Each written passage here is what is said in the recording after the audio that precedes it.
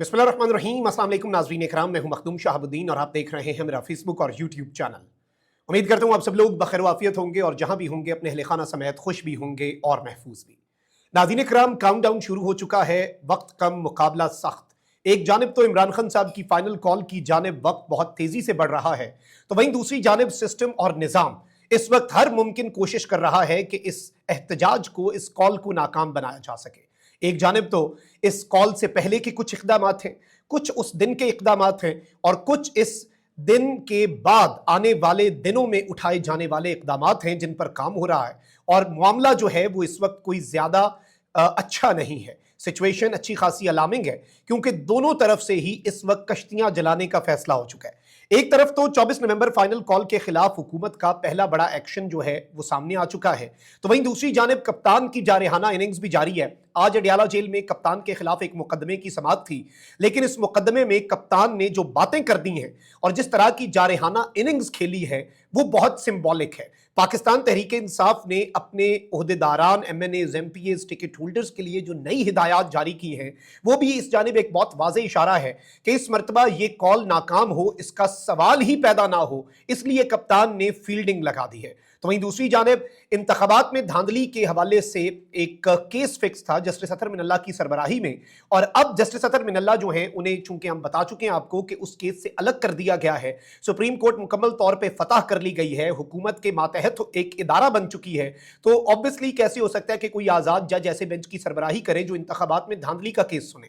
लेकिन अब मेरे पास कुछ एक्सक्लूसिव डिटेल्स हैं कि जस्टिस अतहर मिनल्ला को मुकदमा सुनने से क्यों रोका गया। ये एक ऐसा सवाल है जो सबके ज़हनों में आ रहा है, तो जल्दी जल्दी जरा खबरों को डिस्कस कर लेते हैं क्योंकि खबरें काफी ज्यादा हैं।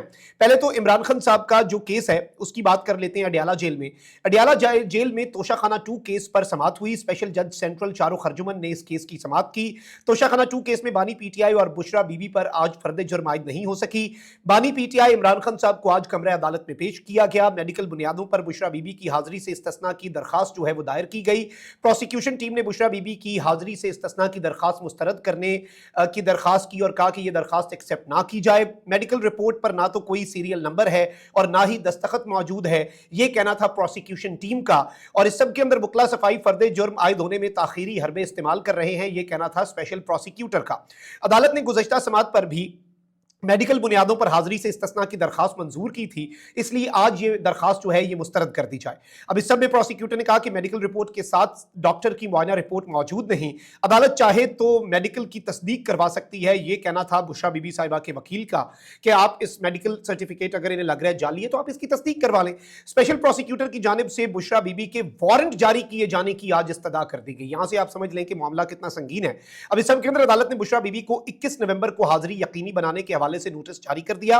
बुशरा बीबी साहिबा जो है अगर वो आइंदा समाअत पर पेश ना हुई तो उनकी जमानत मनसूख और जमानती बचल के जब्त करने का हुक्म दे दिया जाएगा, और अदालत ने केस की समाअत 21 नवंबर तक मुलतवी कर दी। ये तो इस केस की अपडेट है। जाहिर बात है बुशरा बीबी अगर आती हैं पेशावर से यहां पर और 24 नवंबर की कॉल से पहले आती हैं तो उन्हें किसी और केस में भी गिरफ्तार किए जाने के इम्कानात हैं। ये पॉइंट आप जरा ज़हन में रखिएगा, इसे आपने इग्नोर नहीं करना, तो इस चीज को आप जरा बिल्कुल भी ना भूलिएगा। अच्छा, वहीं दूसरी जानिब सिस्टम जो है वो अपने इक़दामात कर रहा है। पाकिस्तान तहरीक इंसाफ के बंदे तोड़े जा रहे हैं, बहुत सी चीजें हो रही हैं। कल अभी नेशनल सिक्योरिटी कमेटी का इजलास भी होना है।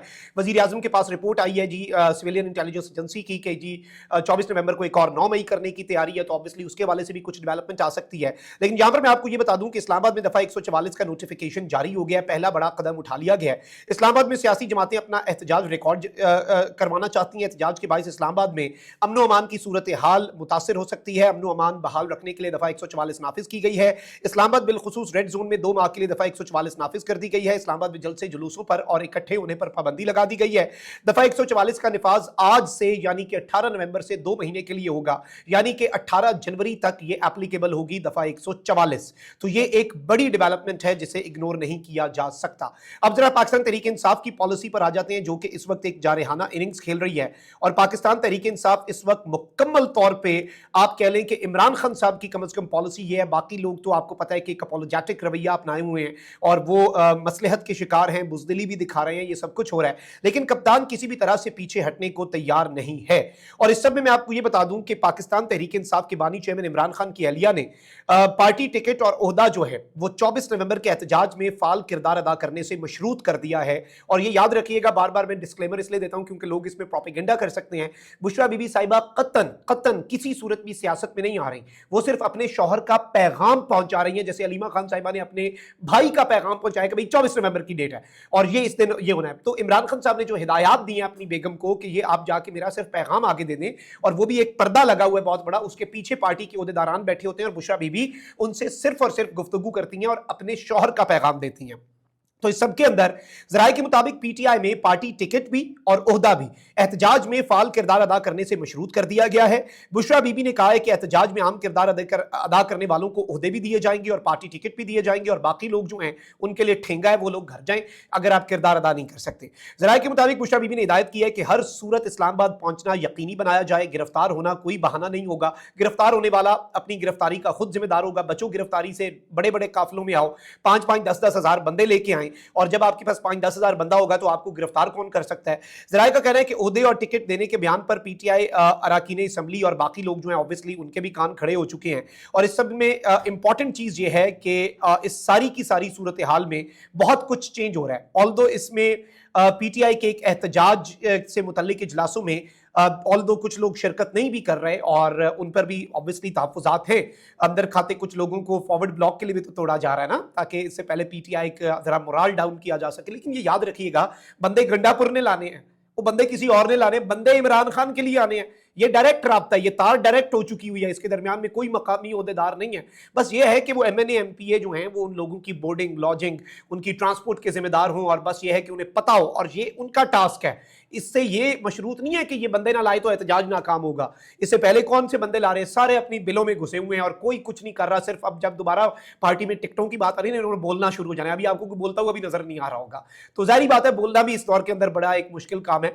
लेकिन यहां पर मैं आपको ये बता दूं कि कुछ लोग जो हैं वो इजलासों में शिरकत नहीं कर रहे, और उनके हवाले से भी खबर आ चुकी है और उनके नाम भी मेरे पास आ चुके हैं। पीटीआई रहनुमा आतिफ खान और जुनैद अकबर समेत 5 एमएनएज ने किसी भी इजलास में शिरकत नहीं की। ज़राए का बताना है कि मालाकन से रुकन सूबाई असम्बली शकील खान समेत मर्दान सवात नौशहरा और सवाबी से ताल्लुक रखने वाले 4 एमएनएज जो हैं वो भी इजलासों में शिरकत नहीं कर रहे।